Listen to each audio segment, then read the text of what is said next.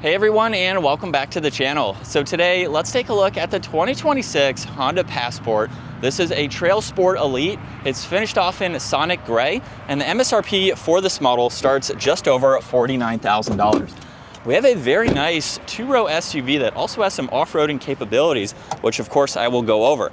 So let's start off with what this is powered by, which is the 3.5-liter V6. This is paired to a 10-speed automatic. It pumps out 285 horsepower, 262 pound-feet of torque.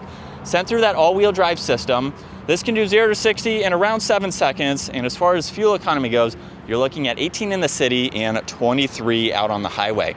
Now, as we work our way to the exterior styling, you'll notice there's going to be a lot of orange accents, which is the Trailsport. So you'll notice that on the badge, it's also on the tow hooks located down below.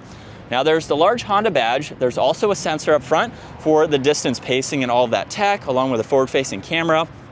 There's also LEDs for all of the lighting with a dark inner housing to match the gloss black grille there. Very nice integration. Passport is also stamped underneath that, and there's also lots of cutouts in the 3 separate grills to provide additional cooling. Now, there's also fog lights down below, and that is a plastic section right in the middle of the bumper there. And then there's a trim accent on the hood and some very nice lines to give it a great look. Now, with the Trailsport, this has about 8.3 inches of ground clearance. It also has an off-road tuned suspension. You get a little bit beefier all-terrain tire and a really nice gloss black wheel. Now, more of that plastic works its way to the fender arches. It's on the lower side skirt, and this also comes with power folding side mirrors. There's a camera and a turn signal. The mirror cap is finished off in gloss black. There's also a full moonroof up top. You get roof racks for additional items, and then all the window trim is black as well. And you'll notice the door handles are gloss black too. Now, this newest model has a more boxy design to it compared to the previous model, so very flat rear end design here, but I think it gives it a great look. Now, you'll notice there's a spoiler up top. There's also the wiper blade, LEDs for all the lighting. You get a backup camera, Passport stamped in the rear liftgate. There's all the parking sensors, and with the hitch, this can tow about 5,000 pounds. Now, it does have remote start, so you can just hold on this button here, and there's no visible exhaust, just to give it a little bit better clearance for its departure angle. And then you can just hold on this again to shut it off as well. Now, you do have the button on the key fob or the release underneath to open and close this liftgate. Now, the Passport is a 2-row SUV, and this has quite a lot of storage in back. Obviously, you can fold the seats down for even more storage, and you have some really nice practicalities like this. I was able to put groceries in here, so that way they didn't slide around. You can also open up the whole floor where there is a spare tire, and you have some hidden cubbies all around where you can place items as needed. Now, this also gets an auxiliary, and you have this control here. This gives you, I'd say, about 10 seconds or so. Once you push it, you can grab your items and then walk away, and it will lower the liftgate. So that way you don't have to reach for the one up top. You can have your hands full of your items, and you're ready to go. Now, this also has proximity door handles, so you can grab any one. And then the interior has a nice design to it. There's the manual sunshades. You get a split design for the storage, and then more of the orange works its way to the door and the seats here, where they do fold flat, so that way you have even more storage for any items that you have. And there's a lot of foot space too. This is very nice and functional for adults. You have storage pockets in the back, vents, heated seats, all of the climate adjustments, and auxiliaries down below. There's also the armrest with cup holders, and at 5'10", I have about 3 inches or so of headroom. So again, very spacious for its sizing. Now, there's memory seats up front, the window controls, side mirror adjustments, and that split design for additional storage. And then this also has power front seats with Trailsport right in the headrest there. Now, as we hop in, we get a leather-wrapped steering wheel with more of the orange accents. There's paddle shifters on both sides. It's a heated steering wheel too. And then on the right side, there's all of the cruise control settings, distance pacing, your lane keeping assist, and then tuning, volume, and voice commands. Now, there's also 2 rotary dials that you can use to go through the digital gauge cluster. So we have one on the left where you can go through basically your audio adjustments here. And then the one on the right will go through a lot more vitals. You'll notice too on the far left, there's engine temperature, far right is fuel, and then you have a lot of information to scroll through as needed.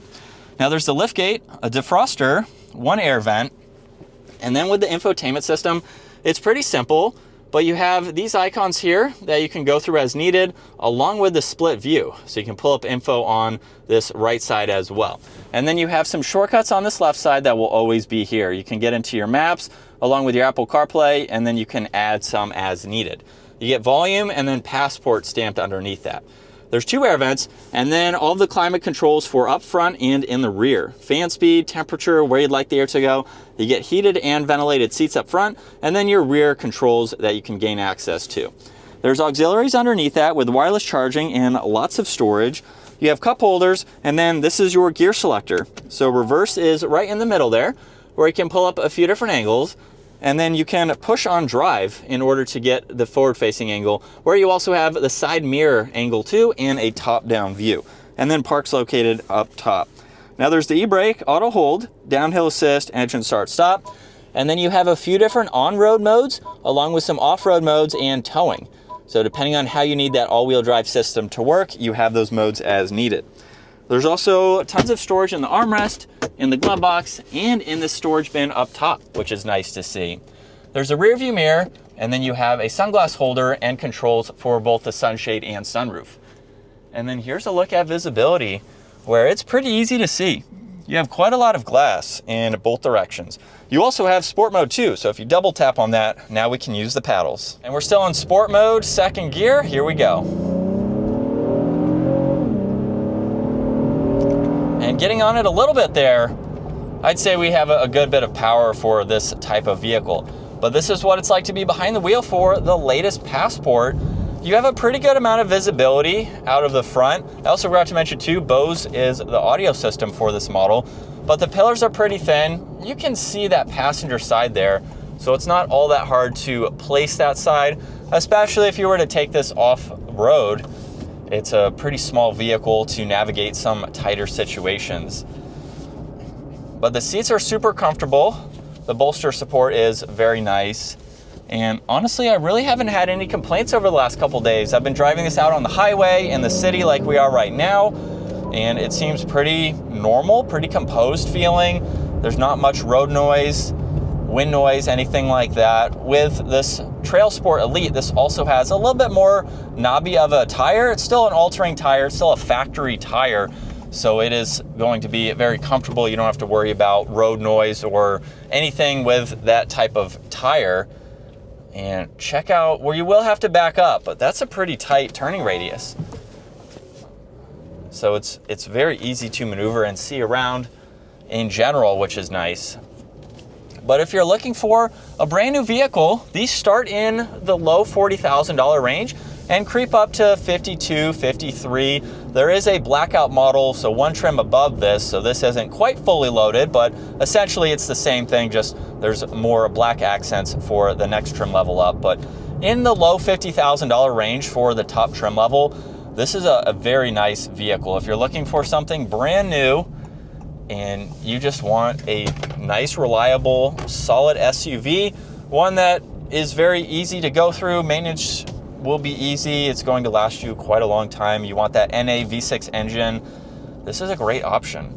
Now, as far as its towing goes, real quick, we'll talk about that. 5,000 pounds, realistically, maybe 3,000 or so, but you have the hitch there for maybe some kayaks or bikes or, you know, some small activities like that you can hook up to, or something a little bit heavier if you needed it. But this is a great all-around SUV that's very capable and a great daily. So that is going to wrap it up for the 2026 Honda Passport. If you enjoyed today's video, give it a huge thumbs up. Consider smashing that subscribe button so you can stay up to date with our daily uploads. I will see you all in the next video.